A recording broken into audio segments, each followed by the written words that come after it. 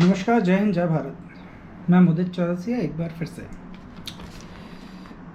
अब ये सुनिए, नई कार्यवाही और उसके तरीके के बारे में हम एक दूसरे के साथ में डिस्कस कर रहे हैं। और आप लोग भी पता करिए कि ऐसी ज़मीन की नपती या सीमांकन आपने कभी देखा है? तो ये हैं सीमांकन के तरीके। और सीमांकन करने के लिए पहले एक व्हाट्सएप पे सूचना प्राप्त होती है, जिसमें ब्लैंक पेपर पे नोट लिखा जाता है, जिसमें किसी भी कार्यालय की कोई सील नहीं होती है।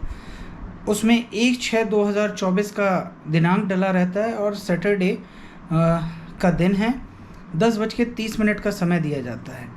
सीमांकन के लिए उपस्थित अधिकारी हैं अनिल तलैया जी, जो कि तहसीलदार हैं, महाराजपुर तहसील में पदस्थ हैं। इनके साथ में तहसील के जो पटवारी हैं, इनका नाम है राम अवतार वर्मा जी। ये पटवारी के पद पे पदस्थ हैं। यहाँ पे जिनके लिए ये सीमांकन करने आए हैं और जिस भूमि का सीमांकन खसरा क्रमांक है 2349 एवं 2350, पुष्पेंद्र चौरसिया जी के लिए ये सीमांकन स्पेशल सीमांकन, स्पेशल क्यों बोल रहा हूँ आपको पता चलेगा, अभी करा गया है। पहले पुष्पेंद्र चौरसिया जी का परिचय देते हैं। पुष्पेंद्र चौरसिया जी समिति प्रबंधक के पद पे पदस्थ हैं महाराजपुर में।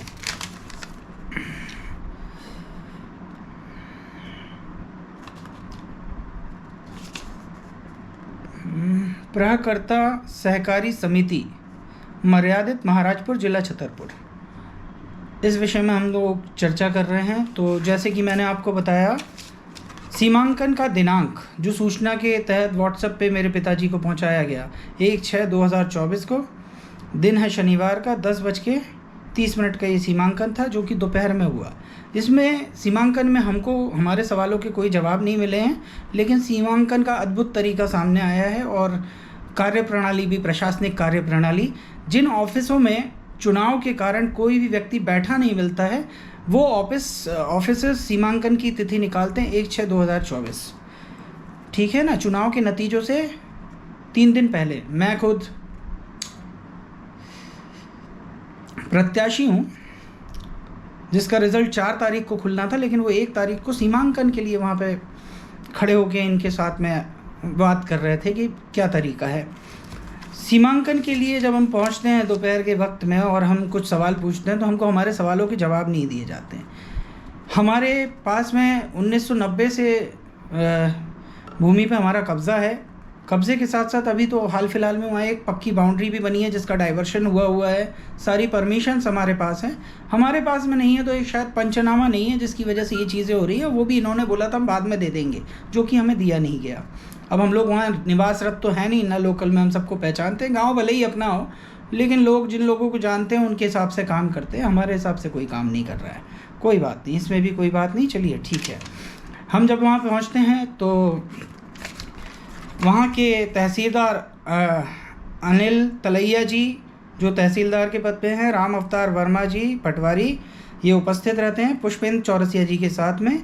और एक रोवर मशीन के माध्यम से, जो रोवर मशीन होती है वो जीपीएस के माध्यम से कार्य करती है, उसके हिसाब से यहाँ पे नपती होती है। उस नपती के हिसाब से जो हमारी ज़मीन थी, वो ज़मीन में से हमारा एक बहुत बड़ा हिस्सा कम हो जाता है, और वहाँ से आगे से वो ज़मीन बताती है कि यहाँ आपकी ज़मीन है। जो भी उसकी कार्यप्रणाली, सत्यता क्या रहती है, क्या उसमें स्पष्टता है, कितने % है और गवर्नमेंट में मान्य है कि नहीं, ये हो गई एक तरीके की बात कि जो भी आप प्रोसेस कर रहे थे आपने करी। तो आप आए थे 2349 खसरा क्रमांक और 2350 के खसरा क्रमांक के लिए, जो मलहरा में है, महाराजपुर तहसील के अंदर, महात्मा गांधी स्कूल के सामने। और मैंने अनिल तलैया जी से इसके डॉक्यूमेंट मांगे कि ये जो ज़मीन खसरा क्रमांक जिसकी आप नपती कर रहे हो, ये ज़मीन किसके नाम पे है, आप कृपया करके इसको स्पष्ट करें और मुझे पेपर दिखाएं। और आपके पास पेपर नहीं है तो मेरे पास पेपर है, मैं आपको दिखाता हूँ। ना मेरे पेपर देखे गए, ना मुझे पेपर दिखाए गए। एक तरफा काम करते हुए वहाँ पर एक ट्रैक्टर खड़ा रहता है, 20-30 लेबर रहती है, एंगल रहते हैं, जाली रहती है। इस तरीके से असंवैधानिक तरीका है ये, एकदम ही गलत। इस कार्रवाई के लिए अगर तहसीलदार के माध्यम से ऐसी कोई कार्रवाई की जाती है या प्रशासनिक कार्य होता है, नपती होती है, सीमांकन होता है, तो इसमें 250 की धारा के अंतर्गत कार्य किया जाता है, फिर जाके तहसीलदार कब्ज़ा दिला सकते हैं। इन्होंने 1 तारीख को कब्ज़ा करवाने के लिए वहाँ पे अनुमति दे दी। हम वहाँ से जाते हैं थाने में शिकायत करने के लिए, तो ऑलरेडी को पुलिस को बुला के रखा हुआ था। गढ़ी मलहरा थाने से 2 पुलिस कांस्टेबल्स वहाँ पे प्रेजेंट थे। तो वही पुलिस कांस्टेबल वहाँ बैठे हुए थे थाने के अंदर। उनका कहना था तहसीलदार साहब ने जो हमें बोला है, हम उसके हिसाब से वहाँ पे बैठे थे कि आपका झगड़ा ना हो, और उन्होंने कहा है कि वो काम होने दो। इसका कोई लिखित आदेश हमको नहीं दिया जाता है। हमारी ज़मीन में जानबूझ के कुछ लोगों को घुसेड़ा जाता है, काम करवाया जाता है, और यही अब कोर्ट है, ऐसे ही फैसले होंगे। तो ऐसे ही ईमानदार तहसीलदार आप लोगों को मिलें काम करवाने के लिए, तो मैं कहूँगा अपनी अपनी ज़मीनें निपवाइए। बहुत तुरंत में एक्शन होता है इनका। चुनाव से 3 दिन पहले ये सारी प्रणाली करवाते हैं। धारा 12 का कोई काम नहीं है इनको, शिकायत की कोई चिंता और डर नहीं है। और सरकारी तंत्र को इतना तेज़ काम करते हुए मैंने कभी नहीं देखा।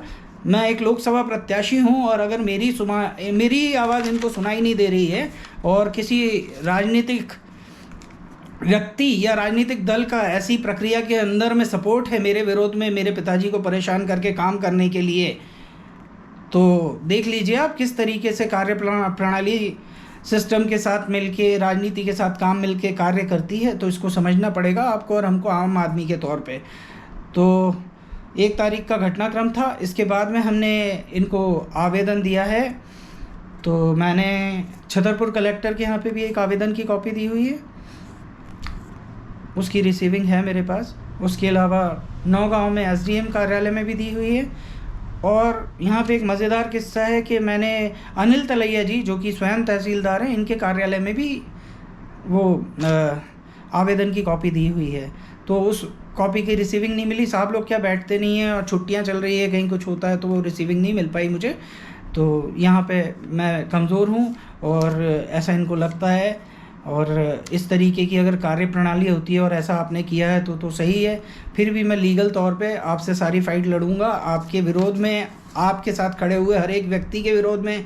पुष्पेंद्र चौरसिया जी के पास तो समिति प्रबंधक के तौर पे मुझे समझ में नहीं आ रहा है कि ये सारी की सारी शासकीय भूमि कब्ज़ा करने का राइट है, कि गवर्नमेंट से इस पद पे क्या पैसा ज़्यादा मिलता है क्या, कि बहुत सारी प्रॉपर्टी ली जा सकती है, क्या चल रहा है पता नहीं है। लेकिन ऐसी क्या मिली भगत है जो इतनी तेज़ी से सरकारी तंत्र इनके साथ मिलके काम कर रहा है। कहीं शासकीय भूमि को अधिकृत करके किसी को भूमि स्वामी बना करके शेयरमेंट तो नहीं होना है कि जो भी होगा बांट लिया जाएगा। क्योंकि इसमें से एक राम अवतार वर्मा जी हैं, जिनकी ज़्यादा नहीं कुछ ही समय में हो सकता है रिटायरमेंट की घड़ी भी नज़दीक हो, तो जिसको जितना मिलना है उसका डिसाइड हो गया है। इसीलिए हमारी बात उनके कानों तक जा नहीं रही है।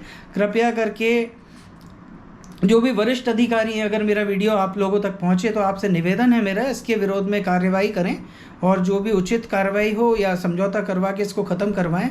ऐसा नहीं है कि आप लोग कुछ भी करोगे और कोई आवाज़ नहीं उठाएगा।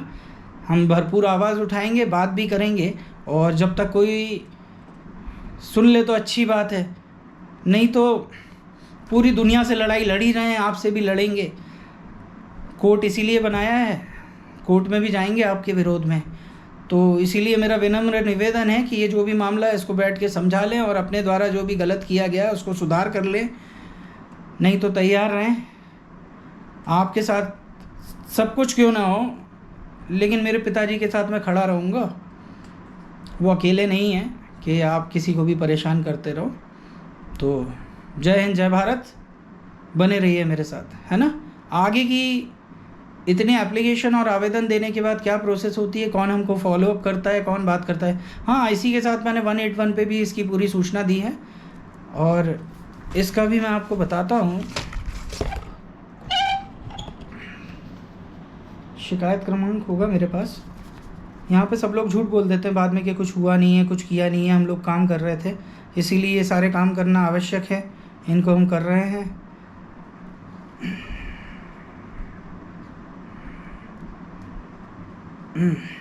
इसका सीएम हेल्पलाइन का शिकायत क्रमांक है 2740 1740 27401740। तो देखिए, मुख्यमंत्री सीएम हेल्पलाइन पे भी हमने शिकायत की है, और हमने तहसील में भी इसका आवेदन दिया है। इसके अलावा हमने कलेक्टर को भी इसका आवेदन दिया है, और साथ ही साथ एसडीएम कार्यालय में भी हमने आवेदन दिया है।